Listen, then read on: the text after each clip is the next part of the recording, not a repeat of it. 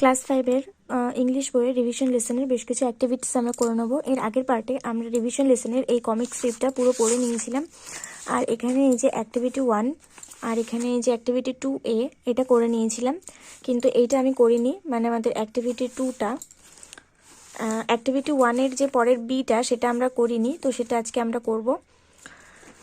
সেই জন্য আজকে এখান থেকে আমরা করবো এবং দেখা যাক কতটুকু করতে পারি। তো তোমরা যদি চ্যানেলে নতুন হয়ে থাকো চ্যানেলটিকে সাবস্ক্রাইব করে পাশে থাকা বেল আইকন প্রেস করে দাও আর অল বাটনটা অন করে দিও, যাতে আমি ভিডিও আপলোড করার সাথে সাথে তোমাদের কাছে নোটিফিকেশন চলে যায়। এর পাশাপাশি যদি তোমরা অন্য কোনো বই থেকে আমার কাছ থেকে কোনো ভিডিও চাইছো তাহলে অবশ্যই আমাদের ফেসবুক পেজটাকে ফলো করে রাখো, কারণ সেখানে তোমরা ইনবক্সে আমাকে যে কোনো বইয়ের ছবি তুলে পাঠাতে পারবে এবং সেটার ভিডিও আমি দিতে পারবো। তাই জন্য ডিসক্রিপশন বক্সে লিঙ্ক দেওয়া আছে, সেই লিঙ্ক থেকে তোমরা ফেসবুক পেজটাকে ফলো করে রাখতে পারো।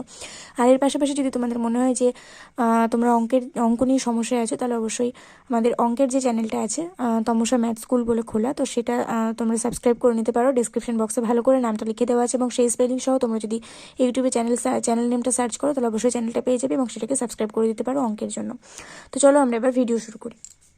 আমরা আগের দিন এই একের দাগের বিটা করিনি, বলেছিলাম উত্তরগুলো লিখে তারপর দেবো, তো আজকে আমরা এটা করব। আশা করছি তোমরা কমিক স্ট্রিপটা আগের দিন ভালো করে বুঝে নিয়েছিলে। যদি সেই ভিডিওটা কেউ না দেখে থাকো তাহলে ডিসক্রিপশন বক্সে লিঙ্ক থেকে দেখে নিতে পারো।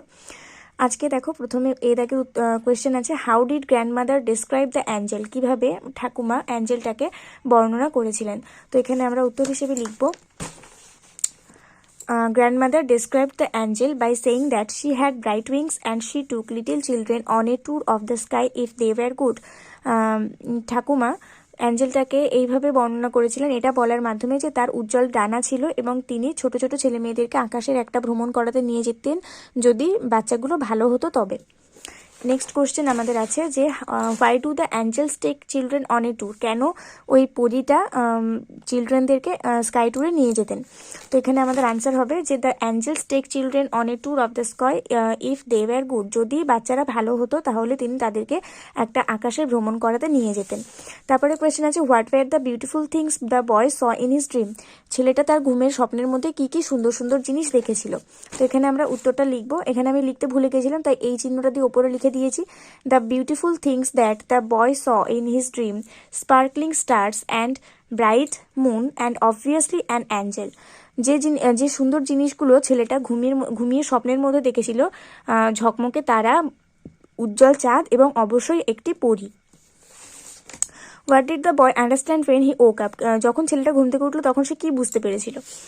তো এখানে আমরা লিখবো when the boy woke up he understood that everything he saw was actually a dream, যখন ছেলেটা ঘুম থেকে উঠলো তখন সে বুঝতে পারলো যে সে যেগুলো দেখেছে সেগুলো আসলে একটা স্বপ্ন ছিল।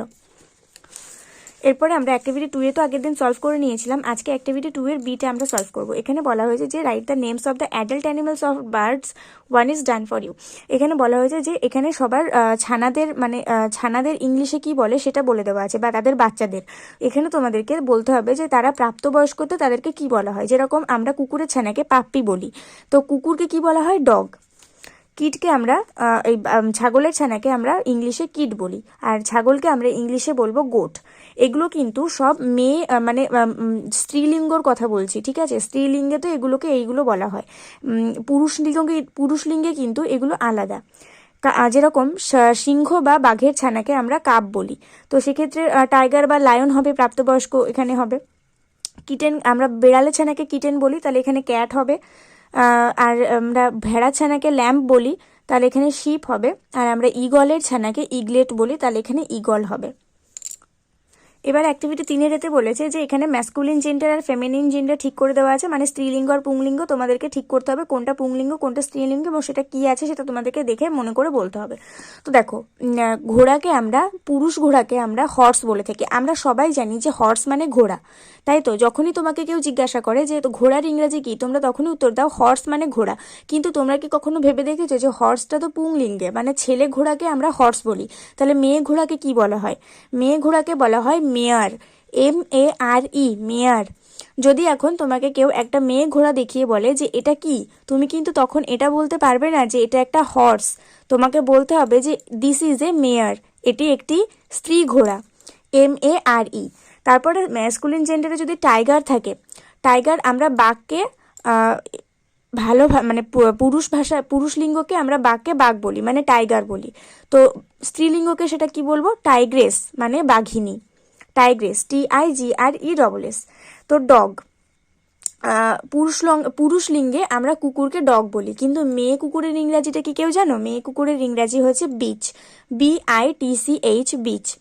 তারপরে এখানে যদি ধরো আমরা গরুকে কাউ বলি, তাই তো, কিন্তু গরু তো আমাদের স্ত্রীলিঙ্গ, তাহলে আমরা ছেলে গরুকে আমরা কি বলবো? পুরুষ গরুকে আমরা বলি বুল। ঠিক আছে, অনেকেই বলবে যে বুল মানে হচ্ছে ষাঁড়, কিন্তু বুল মানে কিন্তু ষাঁড় নয়। বুল মানে ষাঁড় নয়, বুল মানে হচ্ছে ছেলে গরু। আর এখানে ফেমিনিন জেন্ডারে যদি হেন থাকে, মানে আমরা মুরগিকে আমরা হেন বলি, তাহলে মোরগকে আমরা কি বলবো? পুরুষ মোরগকে আমরা বলবো কক, COCK, কক। তারপরে আমরা এটা তো সবাই জানো যে আমাদের স্ত্রীকে আমরা স্ত্রীলিঙ্গে রানীকে রানী বলি, মানে কুইন বলি, তাহলে পুরুষলিঙ্গে আমাদের সেটা কিং হবে, মানে রাজা হবে। আর তারপরে ওম্যানকে আমরা, মহিলাকে আমরা ওম্যান বলি স্ত্রীলিঙ্গে, তাহলে সেটা আমাদের পুংলিঙ্গে হবে ম্যান, মানে মানে লোক বা একজন লোক, এরকমই কিছু হবে, পুরুষ। এরপর আসি হাঁস। হাঁসকে আমরা সবাই জানি যে ডাক বলা হয় হাঁসকে।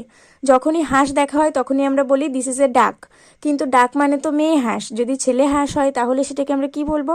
ড্রেক, DRAKE, ড্রেক মানে হচ্ছে ছেলে হাঁস। আর গুজ মানে হচ্ছে মেয়ে রাজহাঁস, GOOSE, গুজ মানে হচ্ছে মেয়ে রাজহাঁস। কিন্তু রাজহাঁসের যদি কেউ ছেলে রাজহাঁস হয়, ছেলে রাজহাঁসকে আমরা কি বলি? জেন্ডার, GANDER, জেন্ডার মানে হচ্ছে ছেলে রাজহাঁস। আর পিকক মানে হচ্ছে ময়ূর, PEACOCK, পিকক মানে ময়ূর। আর ময়ূরী ইংরেজি হচ্ছে PEAHEN, পিহেন। পিকক মানে ময়ূর, পিহেন মানে ময়ূরী।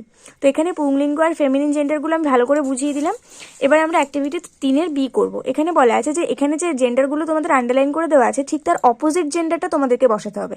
তো এখানে প্রথমে দেখো গ্র্যান্ড মাদার আছে, তো গ্র্যান্ড মাদার মানে ঠাকুমা, আর সেটার বিপরীত কি হবে? ঠাকুরদা। আর ঠাকুরদার ইংরাজি হচ্ছে গ্র্যান্ডফাদার, আমি উপরে লিখে দিয়েছি দেখো গ্র্যান্ডফাদার। মাদার মানে মা, আর তার অপোজিট হবে ফাদার মানে বাবা, আমি উপরে ফাদার লিখে দিয়েছি। এখানেও ফাদার আছে, তাহলে এটার অপোজিট হিসেবে মাদার বসবে, তাই মাদার লিখে দিয়েছি। এখানে ব্রাদার আছে, এর অপোজিট হিসেবে সিস্টার বসবে, তাই এখানে আমার জায়গা ছিল না, তাই জন্য এখান থেকে অ্যারো নিয়ে এসে আমি এখানে সিস্টারটা লিখে দিয়েছি। এখানে আমাদের মেল ছিল, মেল মানে হচ্ছে পুরুষ, আর ফিমেল মানে হচ্ছে মহিলা। তো মেল যেহেতু আছে, এর অপোজিট হিসেবে আমাদের ফিমেল বসবে। আর এখানে স্যার আছে, স্যার মানে মহাশয়, আর ম্যাডাম মানে মহাশয়া, তাহলে স্যারের পরিবর্তে আমরা এখানে ম্যাডাম বসাবো। আর এখানে হি আছে, হি মানেও সে, কিন্তু হিটা আমরা পুরুষদের ক্ষেত্রে ব্যবহার করে থাকি। মেয়ে হলে সেক্ষেত্রে আমরা সি ব্যবহার করব, তাই হি এর পরিবর্তে সি হবে। এখানে আমার জায়গা ছিল না, তাই অ্যারো নিয়ে এসে এখানে লিখেছি। ম্যান আছে, ম্যান মানে হচ্ছে লোক, আর ওম্যান মানে হচ্ছে, মানে ম্যান মানে ভদ্রলোক, আর ওম্যান মানে হচ্ছে ভদ্রমহিলা। তো এখানে ম্যানটার পরিবর্তে আমরা ওম্যান লিখবো। এখানে ওমেন নয়, ওম্যান লিখবো, WOMAN, woman.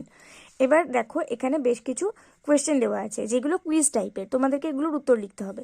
What is the capital city of West Bengal? পশ্চিমবঙ্গের রাজধানীর নাম কি? তো তোমরা এইভাবেই লিখে দেবে, the capital city of West Bengal is Kolkata. আমি যেভাবে উত্তর লিখে দিয়েছি সেভাবে লিখবে, যেটা আন্ডারলাইন করেছি সেখান থেকে যেটুকু লিখে দিয়েছি সেটুকু উত্তর। What is the capital of India? তো এটার উত্তর হবে the capital of India is new Delhi. মানে ভারতের রাজধানীর নাম কি? ভারতের রাজধানী হলো নতুন দিল্লি। তারপর আছে what is the capital city of Bihar? বিহারের রাজধানীর নাম কি? তো এখানে উত্তর হবে the capital city of Bihar is Patna. বিহারের রাজধানী হলো Patna. Which state has Ranchi as its capital? রাঁচির কোন রাজ্যটা তার রাজধানী হিসেবে বিবেচনা করা হয়? তো আমরা এখানে লিখে নেব Ranchi has Jharkhand state as its capital. Jharkhand রাজ্যটা রাঁচির রাজধানী হিসেবে গণ্য করা হয়। Can you say which state has Mumbai as its capital city? তুমি কি বলতে পারবে যে মুম্বাইয়ের কোন রাজ্যটা রাজধানী হিসেবে বিবেচিত? তো এখানে আমরা লিখব Mumbai has Maharashtra as its capital city. Maharashtra হলো মুম্বাইয়ের ক্যাপিটাল সিটি হিসেবে বিবেচিত। What is the capital city of Tamil Nadu? তামিলনাড়ুর রাজধানী কি? The capital city of Tamil Nadu is Chennai. Chennai হলো তামিলনাড়ুর রাজধানী। Hyderabad is called the Charminar city, কারণ হায়দ্রাবাদে চারমিনার অবস্থিত, সেই জন্য হায়দ্রাবাদকে চারমিনার শহর বলা হয়। Can you say where Hyderabad is situated? কেন, তুমি কি বলতে পারবে যে হায়দ্রাবাদ কোথায় অবস্থিত? তাহলে আমরা কিভাবে লিখবো? Hyderabad is situated in the southern part of Telangana in south eastern India. Hyderabad অবস্থিত উত্তর পূর্ব ভারতের তেলেঙ্গানার পশ্চিম অংশে উত্তর পূর্ব ভারতের তেলেঙ্গানার পশ্চিম অংশে হায়দ্রাবাদ অবস্থিত। Which city is called the pink city? কাকে গোলাপি শহর বলা হয়? তো এখানে আমরা লিখব Jaipur city is called the pink city. Jaipur city is called the pink city. এরপরে আমরা অ্যাক্টিভিটি 4 করে নেবো। এখানে আমি যেভাবে মিলিয়েছি তোমরা এটা একদম ফলো করো না, কিছুই বুঝতে পারবে না, সব ঘিজিমিজি হয়ে যাবে।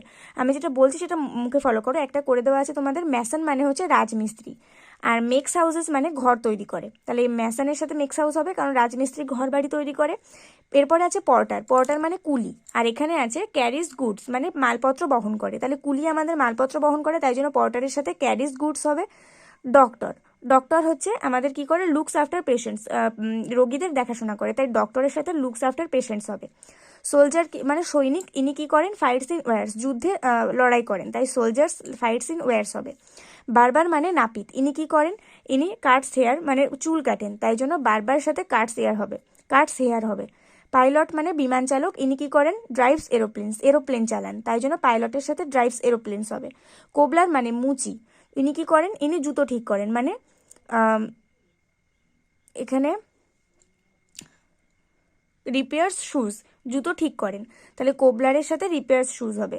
পটার মানে হচ্ছে কুমোর, কুমোর কি করে, মাটির জিনিসপত্র তৈরি করে। আর এখানে আছে যে মেক্স আর্থেন পটস, মাটির জিনিসপত্র তৈরি করে, তাহলে পটারের সাথে আমাদের মেক্স আর্থেন পটস লিখব। পোস্টম্যান হচ্ছে পিওন, পিওন কি করে, পিওন হচ্ছে ডেলিভার্স লেটার্স, চিঠি বিলি করে, তাহলে পোস্টম্যানের সাথে আমরা এখানে ডেলিভার্স লেটার্স লিখব।